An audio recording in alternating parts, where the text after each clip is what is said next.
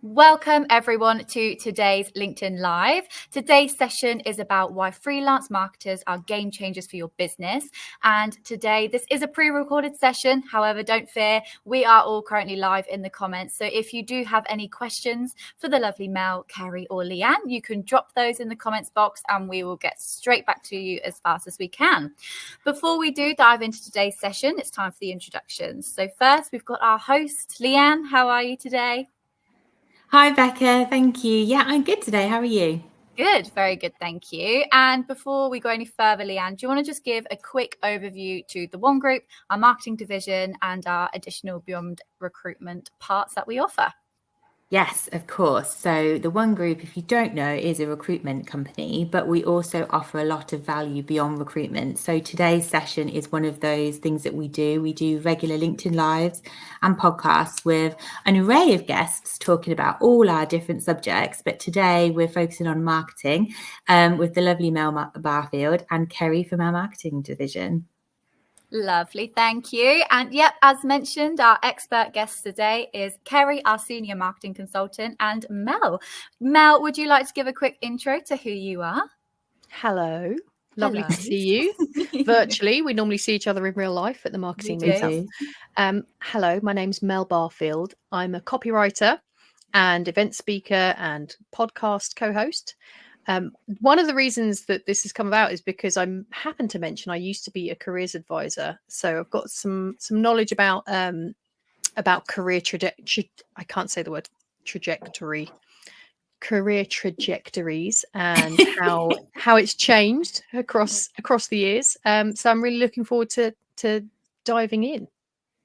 Awesome. Thanks, Mel.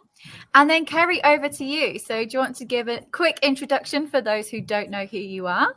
Yes. Hello, I'm Keri Roster-Turner. Probably should have put my full last name at the bottom of my page, but just Keri from the One Group.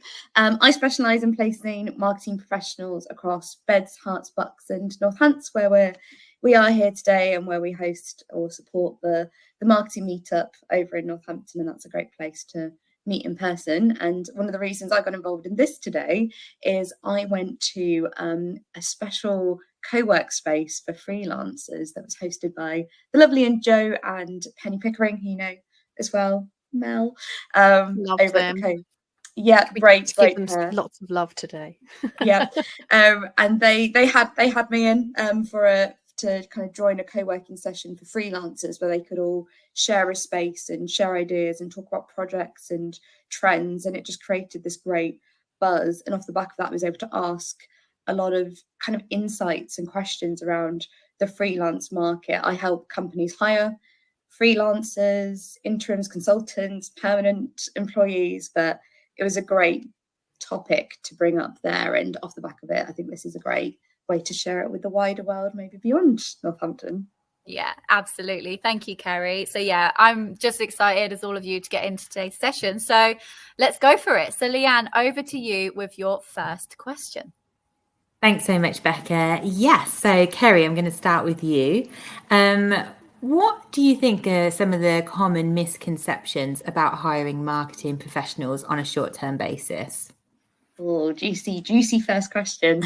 And I was actually talking about this to freelancers, and they said that people think that they don't care.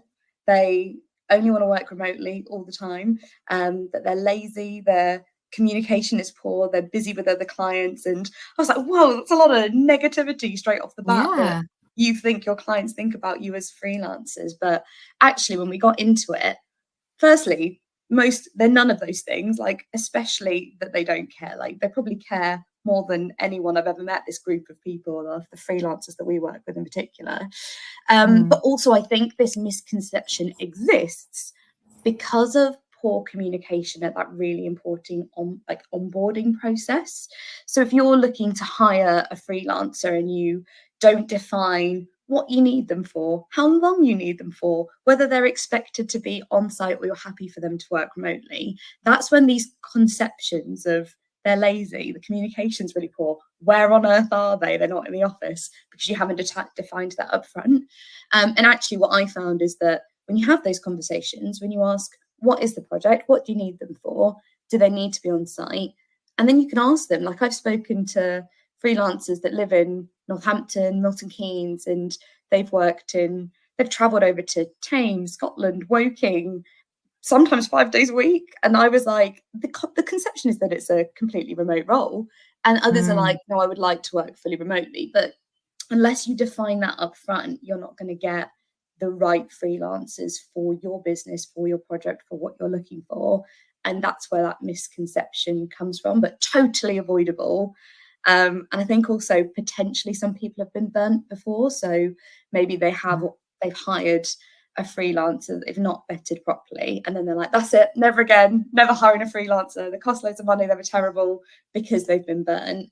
And then freelancers have this burden that they have to approach a new client with, kind of with that already hanging over their heads, that they have to prove themselves that they're not lazy, that they're going to be dedicated to your work, even though they might not be there 100% of the time if that's what you've agreed.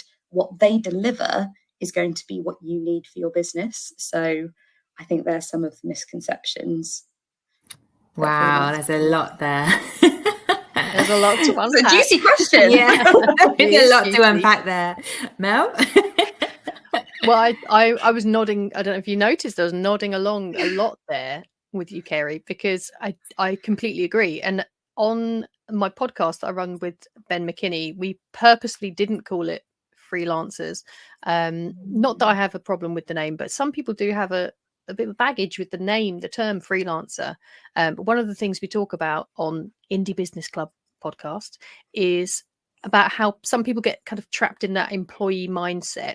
And I think a lot of what you were just mentioning is to do with that boundary setting early on, from both sides. So you know that you're not coming in as an employee, you're coming in as a consultant, if it's appropriate for that, depending on the level of the role.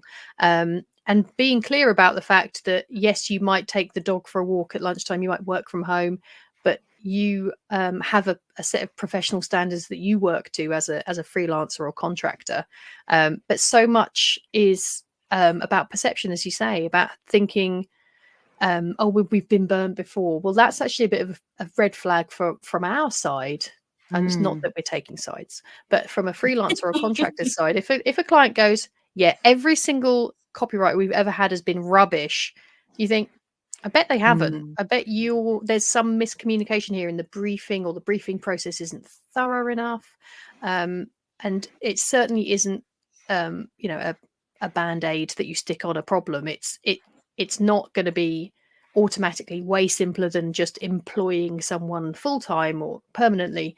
You still do need to have that training and onboarding.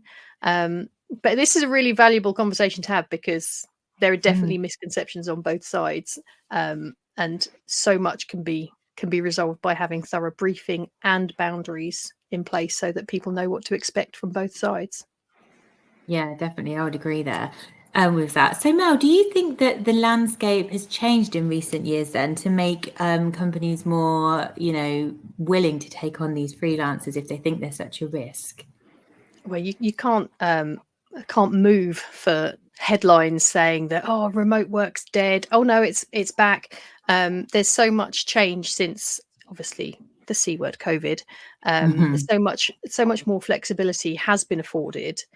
Some companies, dare we say, the more traditional in mindset, are kind of scaling back that kind of flexible, fluid approach they had to take on during COVID.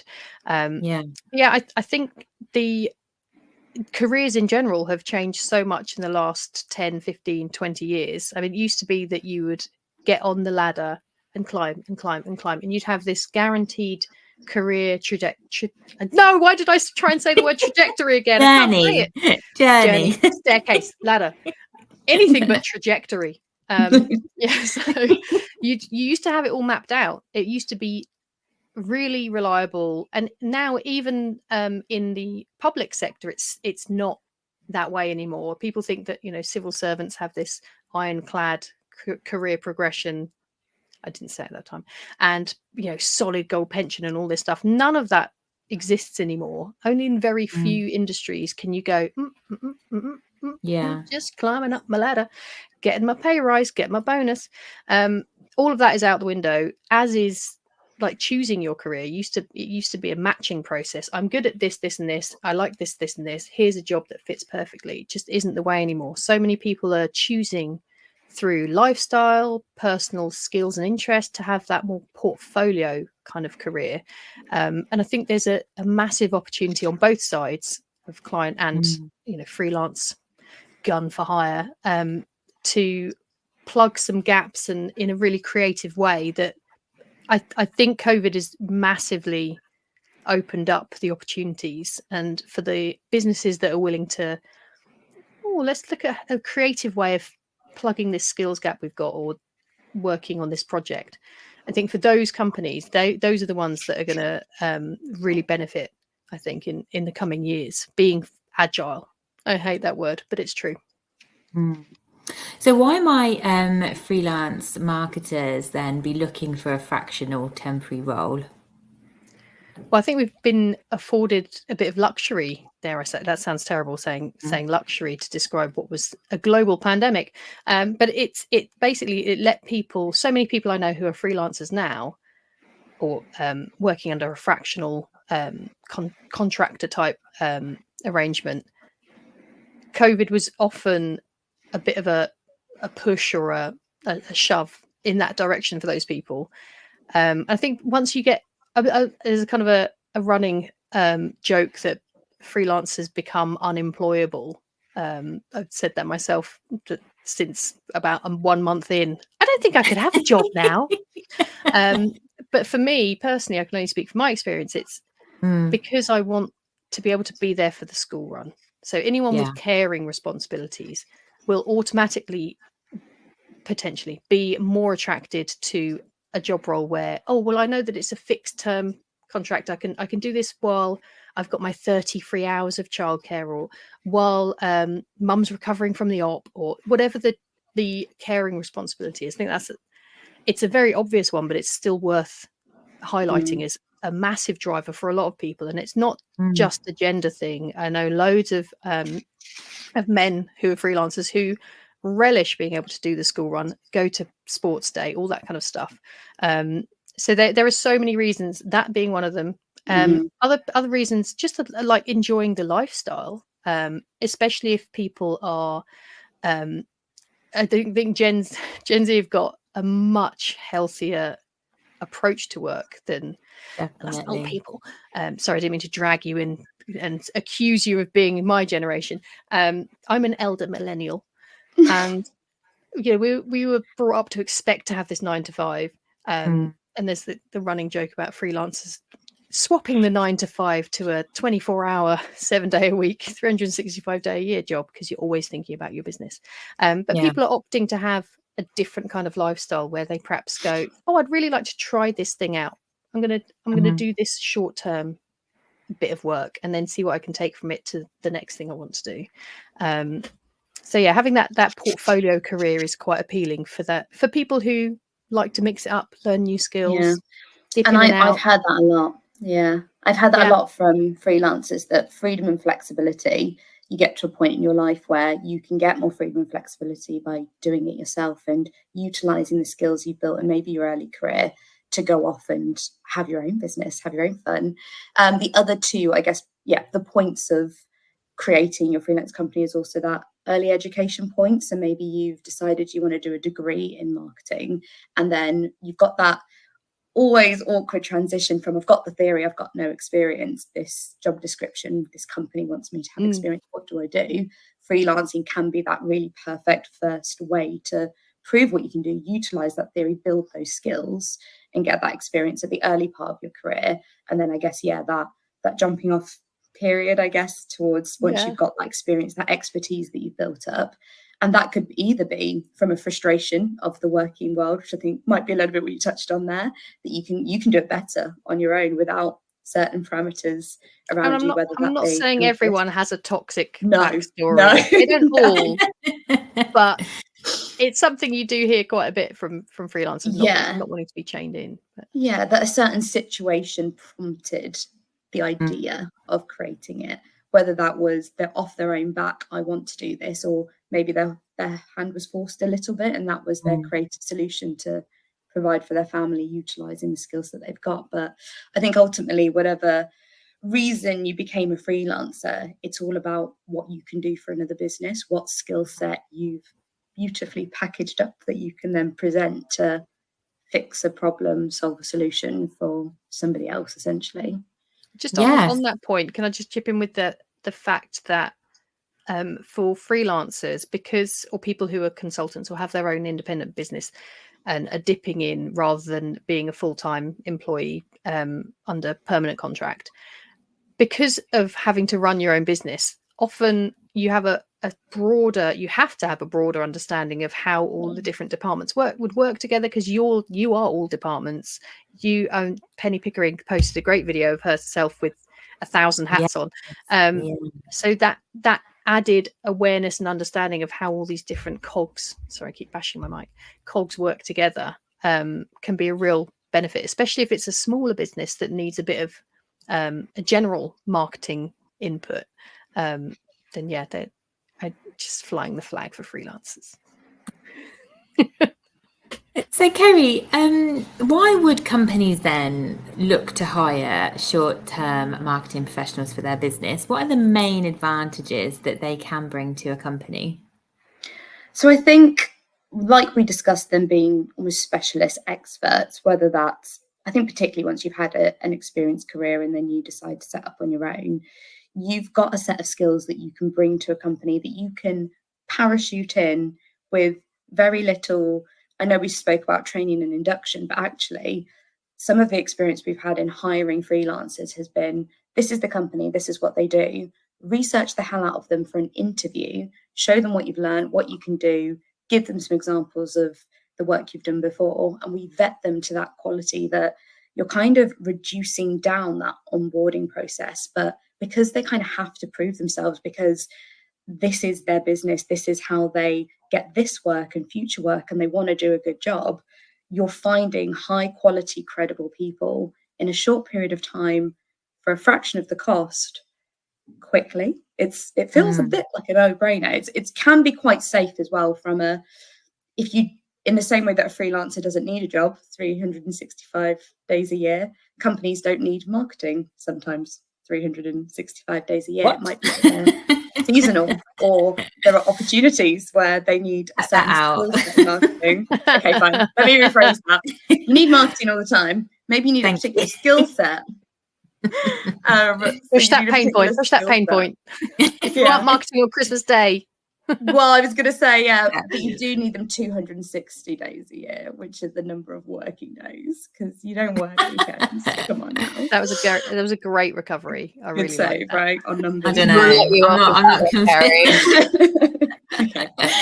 So, where you might not need a particular skill set for marketing the entire year round, perhaps you've got a Black Friday campaign that you're launching towards the second half of the year, and you need someone to come in for that part to really push paid ads on social for Black Friday, or you need Amazon marketing for a particular part of the year where you focus on it, and then it's less of a key part of your marketing strategy. You can dip into particular skill sets that tie in perfectly with your marketing strategy, so you're really optimizing the skill set that you need with experts in their field at the right time of year for you, for the amount of time you need them for. So you can be really strategic with freelancers, and they can have a real impact on your business. That actually sounds great. I don't know why more companies don't do it. So Mel, how can temporary marketing hires help companies to stay in tune with the rapidly changing market, which we know is always on the go? Yeah, I mean, a few years ago, if you'd predicted I don't want to say downfall, I know people still use it, but the changes at the social media platform formerly known as Twitter, you can't put all your eggs in one basket. So, and you can't predict these things necessarily, though the writing was on the wall the moment he bought it. He who shall not be named. So yeah, as you say, the change is so rapid, and you can't, especially with a smaller marketing team in-house, you can't necessarily jump on all the trends. You can't stay up to date with developments. LinkedIn's a prime example of how they've just brought in vertical video quite recently. They're going for that doom scrollers. They brought in games. Mm-hmm. It's just not necessary for a lot of companies to have a specialist in across all social media platforms, but bringing someone in-house, in-house, but bringing someone in from the outside who can perhaps have a fixed term role where they're training everyone else up on how to use a certain thing, or they're delivering on the marketing for a launch that's happening. It makes you so much, as I say, I keep saying the word agile. I'm turning into Flexible. I'm going for corporate. Flexible, and also the benefits of bringing someone in to kind of educate you on a certain area. You can use it as a test. You can bring someone in, you can go, let's see if we can gain some traction on TikTok or wherever. We'll bring someone in for 3 months, we'll give it a go, we'll throw this much budget at it, and at the end of the 3 months, if that hasn't worked, we've lost that bit of budget, but we haven't chained ourselves to, sounds very dramatic, but we haven't employed someone permanently that we then have all of the ongoing responsibilities for, financially and otherwise. So it can be a great way to kind of drop ship some instant expertise. And yeah, as you say, with the today's ever-changing world, you can't say that without putting on a voice. It's a really budget efficient way of dipping a toe in certain trends and keeping up to date with stuff, getting an expert in to consult on stuff. Yeah, I love all the different terminology we're using: dropship, parachute. I hate myself every time. Jargon. We haven't used chewing gum yet. So Keri, talking about what we were just talking about with the specialized skill sets, is there, what kind of, specialist skills work well for short-term marketing professionals to companies? You talked about, Black Friday, PPC, that kind of thing.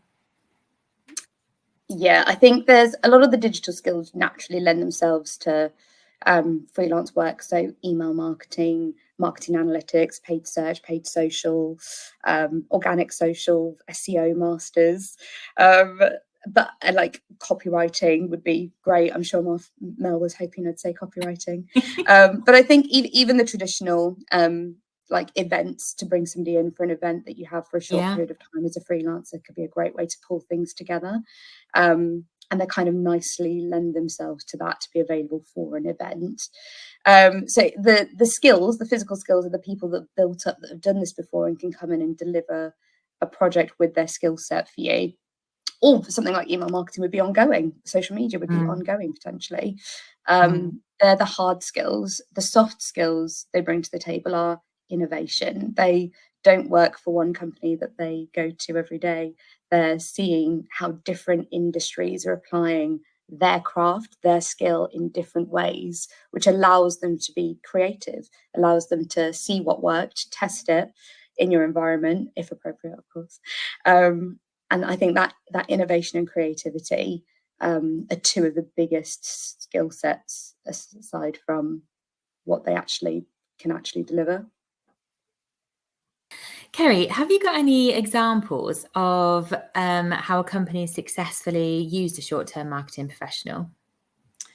Yes, so I think I typically thought freelancers would join small companies, but more and more we're getting a demand from larger businesses. So we had a FTSE 100 company that actually approached us asking for someone to join them for 2 to 3 days a week for 12 weeks initially to begin with. Because what they were looking to do was to drive traffic to their website using email marketing. So we were able to find someone and place them. And this was quick. We identified the person. They had examples of their work. They had a beautiful website that we were able to share. They did the research into the company beforehand. It was a 40-minute Teams call. And by the end of that, they were like, this is exactly who we need in terms of coming in. They knew the system already. The way they were talking about segmenting the data, the targets, the way that they were going to drive the traffic in that Teams call was enough to kind of get that buy-in and be like, yes, let's do it. Let's bring them in. The timings all worked, which was great because we knew upfront what we were looking for, and they joined them. And within that 12 weeks, they were able to put all the established pieces together, to grow their email traffic by 40%. So they were able to do that because we knew what they were looking for. I think knowing the system beforehand really helped. And yeah, just having that conversation in terms of what they were looking for, and then we were able to do that quite quickly. And again, a large organization rather than a smaller one, just identifying the need for a freelancer to come and join them. That's a great example. So Mel, Keri mentioned there about that freelancer already knowing the system, but how can companies ensure a smooth transition for these short-term marketing professionals into their existing teams and companies? Well, I don't want to like suck up, but using the one group, having that bridge, you're kind of like that bridge between, aren't you? So you can prep both sides, manage both sides' expectations, and be that bridge between them to make sure that both sides are expecting the same outcome and the same onboarding. And by doing that really thorough research and cherry pick, drop whatever, you know, the jargon we're using, cherry picking and drop shipping people. We're talking about humans, I shouldn't say these words, but finding the exact right fit for a company means you can do a lot of that boundary checking, expectation managing, and also identifying who's going to be able to go in with that laser focused bit of skill and experience that they need. But like I said earlier, I think the big recipe for disaster would be for somebody to be really lax in looking at, oh, well, we need someone who knows about Facebook ads. This person does Facebook ads. Let's just chuck them in. You really need to make sure, even if somebody's an expert in what they're doing, they will still need thorough briefing and some of your time as their client to fully understand. And it's not because they can't get on with it. It's about maximizing the investment of paying for this person to come in. You're chucking money down the drain if you don't also invest the time to properly brief them. A lack of proper briefing process is probably responsible for the vast majority of these kind of situations breaking down or not going to plan, because it's all about the foundations, laying the foundations and the boundaries and the briefing, the 2 B's, the boundaries and briefing, because that is the best way for people to feel like they're being brought in on the right foot. And just on the boundary side, don't assume that somebody coming in for a several month contract or 1 day a week will want to be added to your Slack channel. Make sure you have conversations, communicate about communication and how best works. Don't just assume that they'll gladly like sit and come in 5 days a week or whatever. Make sure that you're having those conversations really nice and early in the process to make sure you are a good fit.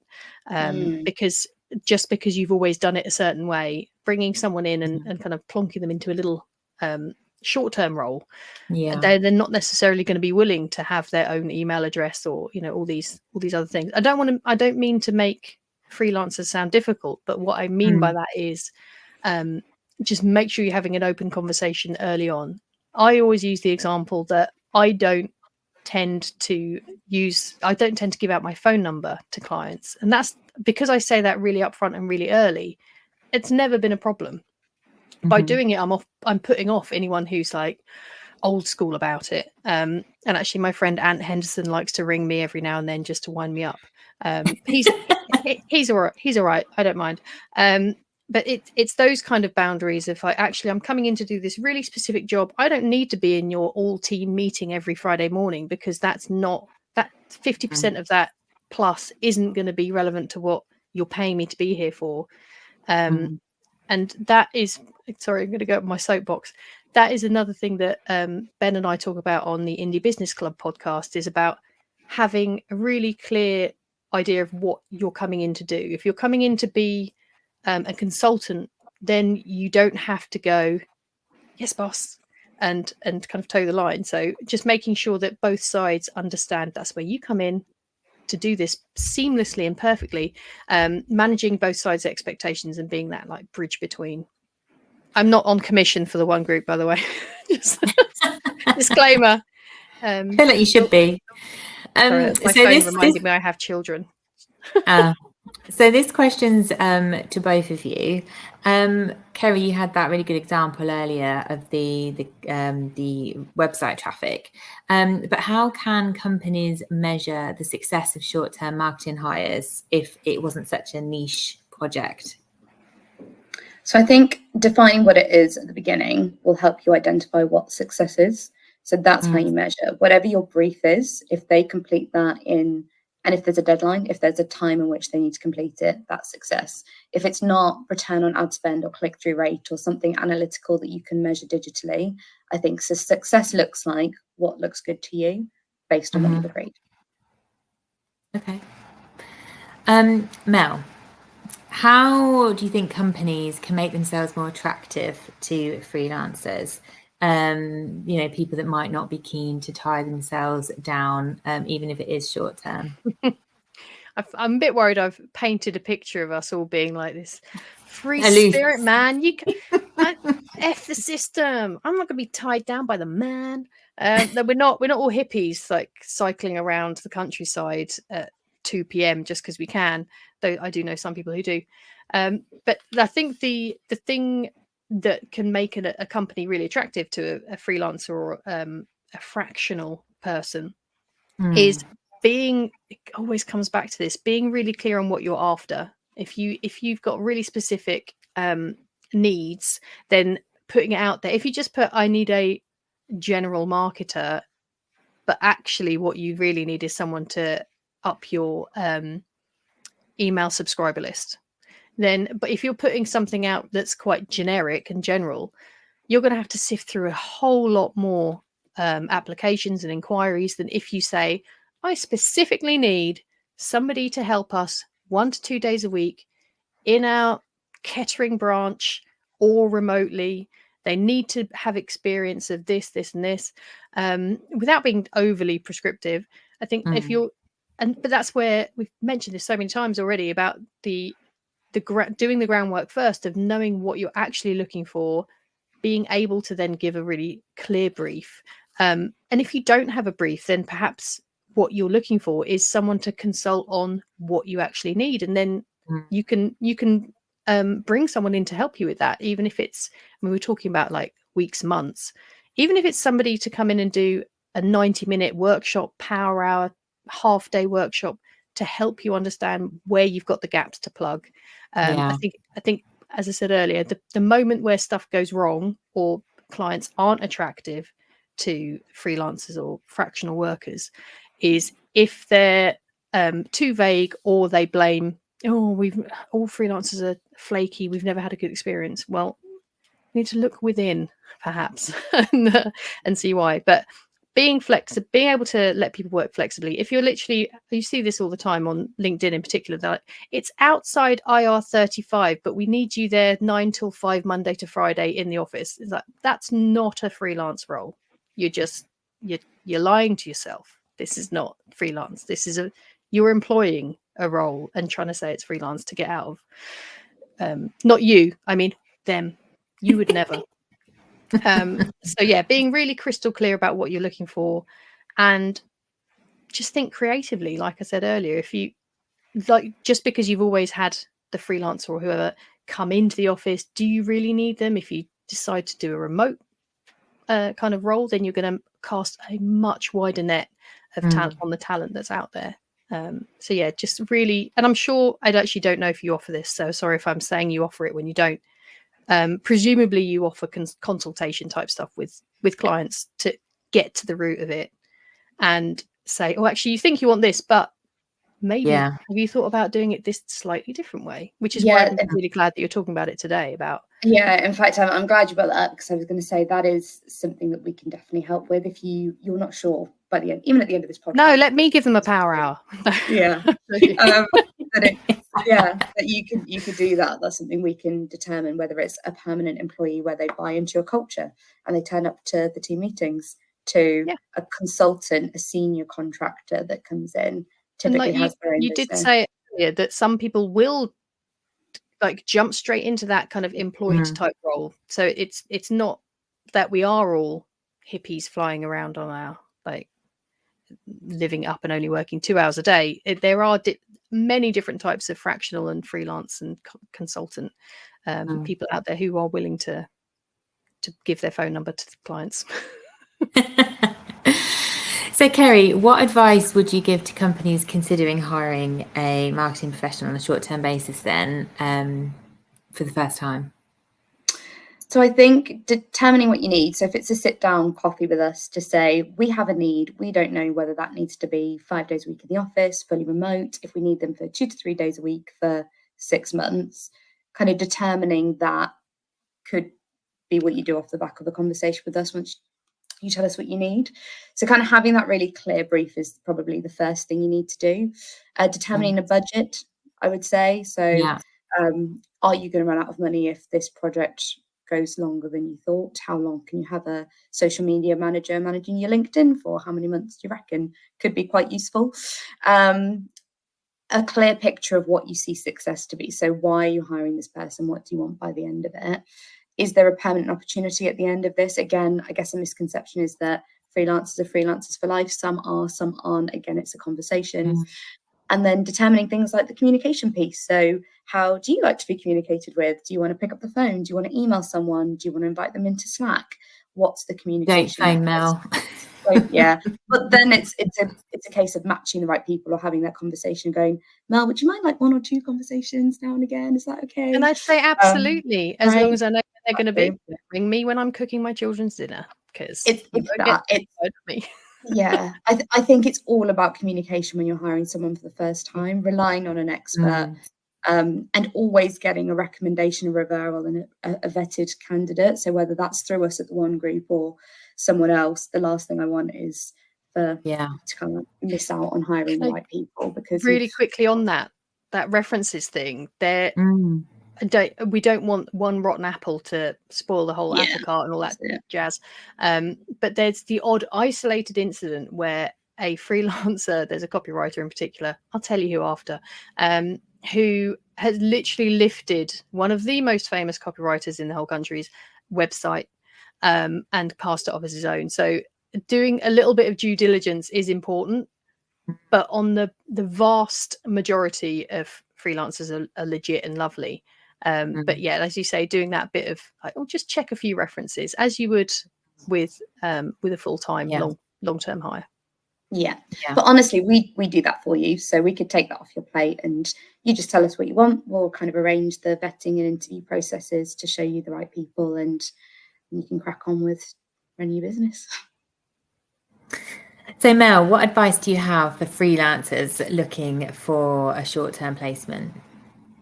We've covered quite a bit about being really specific. I think that works both ways. So just earlier I was recording with Ben an episode about business planning, and there's this nugget of advice from a lovely man called Alistair Thompson about how if you're positioning your services, you want to be saying, I am X type of marketer, I do this certain thing for these specific clients.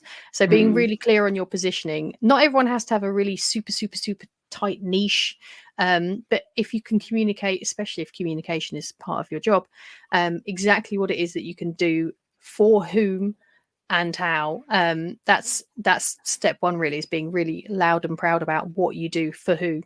And also CPD, there's I made a note. I did some research. There's a study by the New Economics Foundation. I think it was only in the last year or so that employers their spending level has dropped by a fifth on CPD. And that might be partly tied in with the fact that a lot of CPD can now be virtual and delivered a bit more cheaply. But one thing about freelancers is we are entirely responsible for our own CPD. So I'm sure that you'll find when you're vetting potential freelancers, if they've done no training whatsoever for the last 20 years, you might be like, it's nice to see if somebody's kind of keeping up with their CPD. So that can really set you apart from other freelancers, because I think there's a statistic particularly about copywriters, though this does include employed copywriters as well, and 40% of people that were surveyed by the Pro Copywriters Association, I think it was 40% spent under £100 per year on their CPD. So that's I was quite shocked by that because I spend an awful lot more than that on CPD for myself, to go to conferences, do training courses, really upskill. But what that does mean is that 60% are investing, an amount per year in their CPD. So that's something that can give you a bit of an edge, and show that you take your learning and development seriously and got ownership of that. So yeah, talking about what you do and what you offer, keeping up to date with the industry and your own CPD. Thank you so much, guys. This has been such a good discussion. I just wanted to ask if you had any final thoughts before we end our discussion today. No. Just a shameless plug for the Indie Business Club podcast, available on all... Hang on, I need to get my podcast voice on. Available at all podcast providers. And you can find me at allcopymel.com. That is it for the shameless plugging. Love it. Thank you, Mel. Oh, no, well, brilliant. Thank you so much, everyone, today. Mel, Keri, for your advice and tips. I'm hoping businesses or freelancers that are tuned in today have taken some really good advice away from this session. If you do have any questions, like always, do pop them in the comments, and Mel and Keri can answer those for you, or drop them a DM on LinkedIn. I'm sure they'll be happy to answer anything if you prefer in private. But apart from that, that's it for today. Thank you again, everyone, for joining us, and we'll see you on the next one. Bye. Thanks, everyone.